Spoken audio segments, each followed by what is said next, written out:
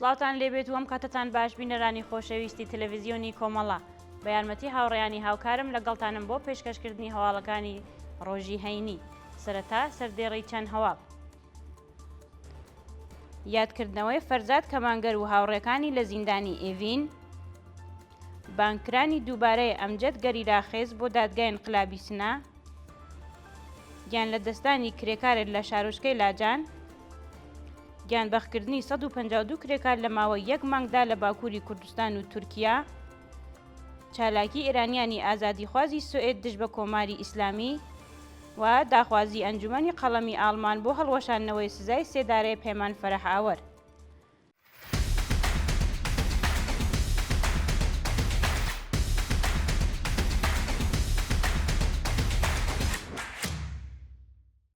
یادکردنەوەی فەرزاد کەمانگەر و هاوڕێکانی لە زیندانی ئێڤین.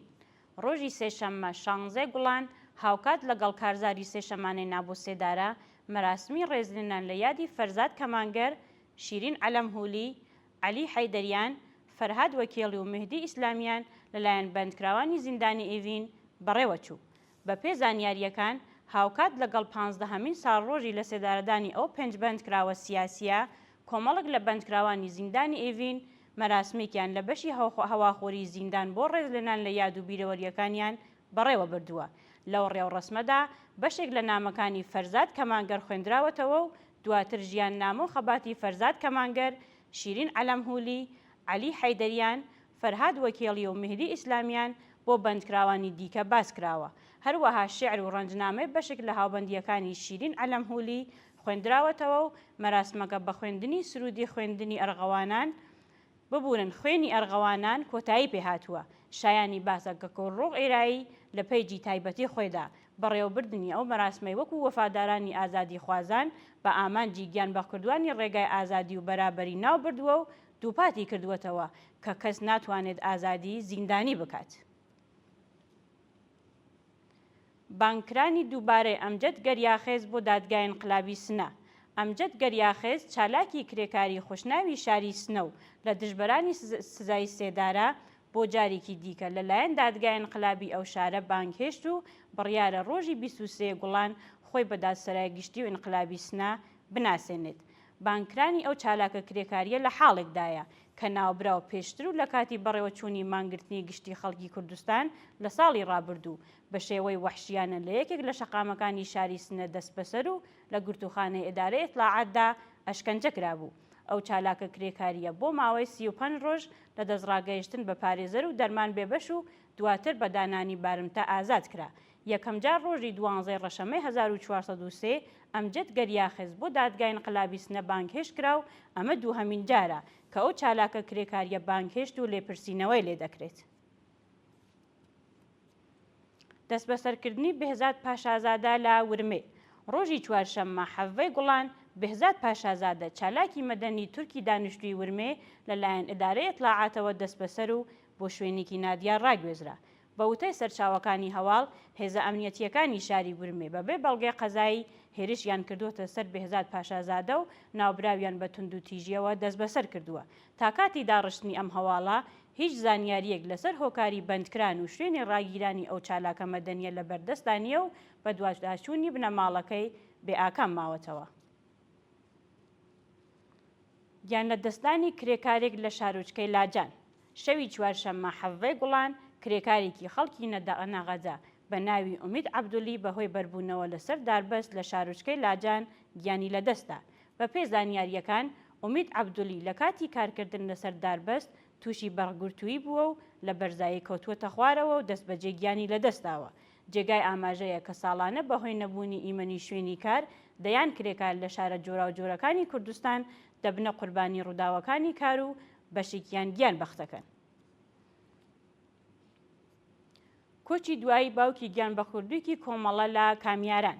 بەپێی هەواڵی گەیشت و ڕۆژی پێنجشەممە 18 گوڵان عەلی ئەرشەدی باوکی ئەحمەد ئەرشەدی گیانبەخکردووی ڕێزەکانی پێشمەرگەی کۆمەڵە لە گوندی ئاسنگەرانی کامیاران کۆچی دوایی کرد و تەرمەکەی لەو ئاواییە بە خاک سپێردرا.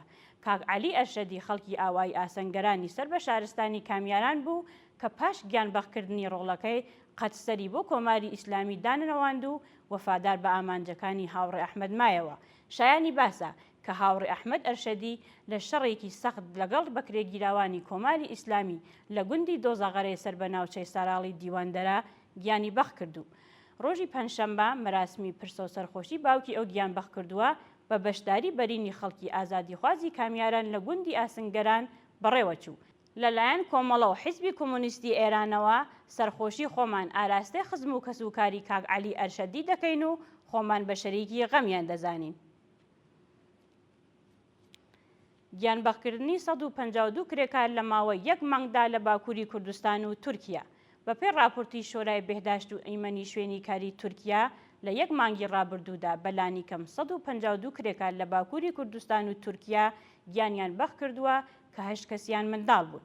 بەپێی ئەو راپۆرتە لە 4 مانگی سەرەتایی ساڵی 2025 زاینیدا بەلانی کەم 611 کرێکار لە باکووری کوردستان و تورکیا گیانیان لەدەستاوە.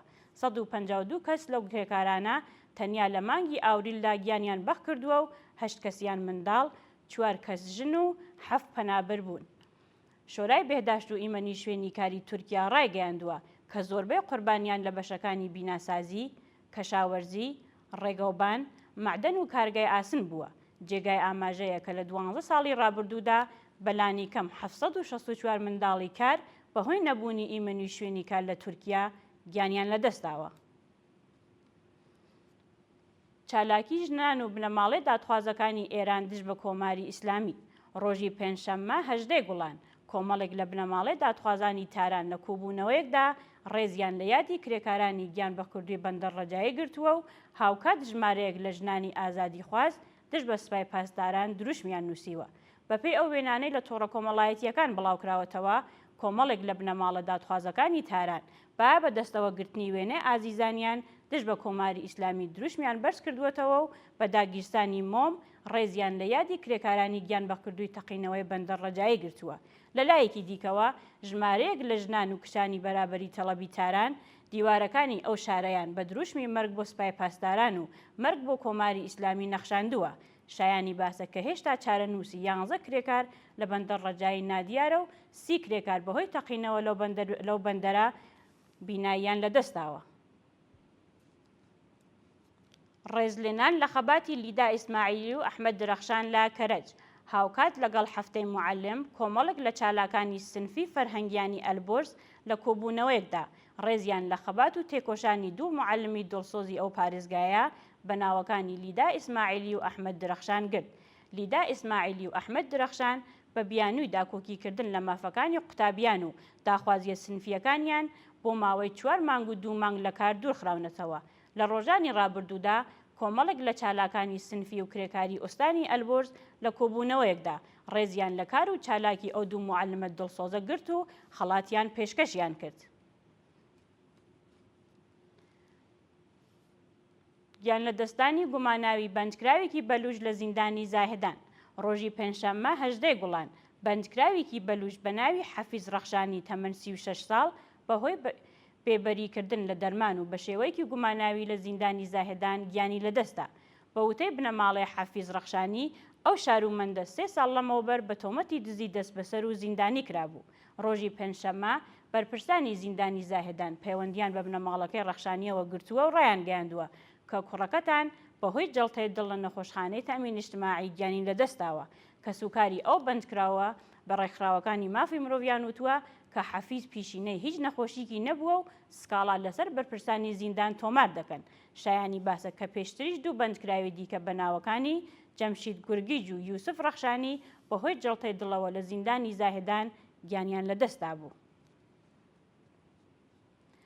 لە سێدارەدانی 3 بەندکراو لە کرمان، زەنجان و شیراز لە ڕۆژانی ڕابردوودا حکمی ئەعدامی 3 بەندکراو بە تۆمەتەکانی پەیوەندیدار بە مادەی هۆشبەر و کوشتنی بانقەست لە زیندانەکانی کرمان، زەنجان و شیراز جێبەجێ کراوە.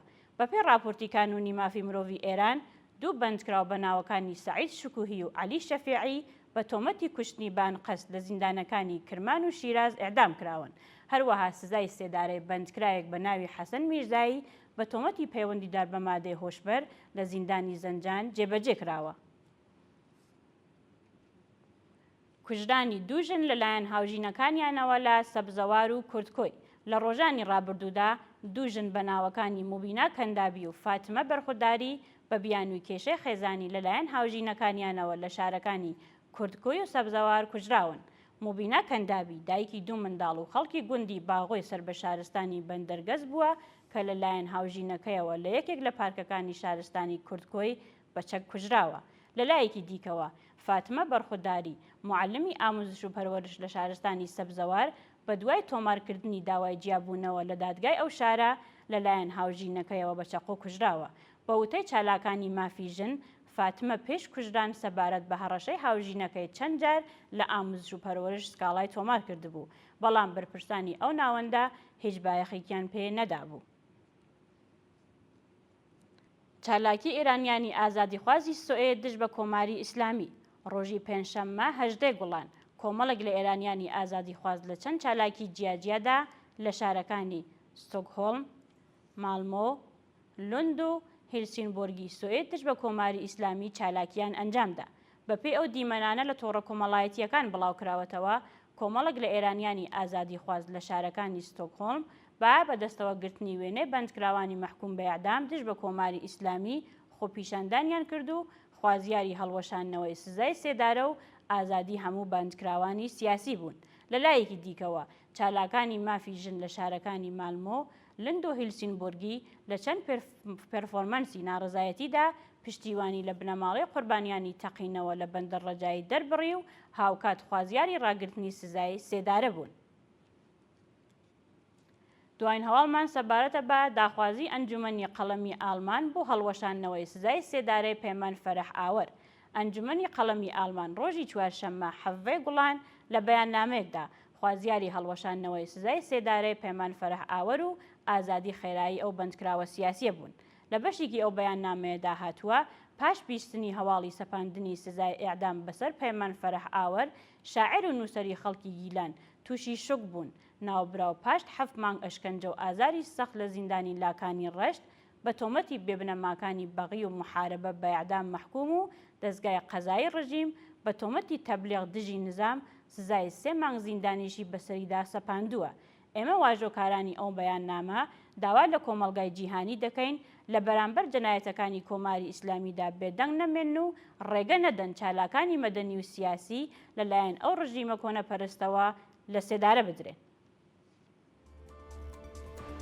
بینەرانی خۆشەویست هەواڵەکانتان پێشکەش کرا. هەر شاد بژی.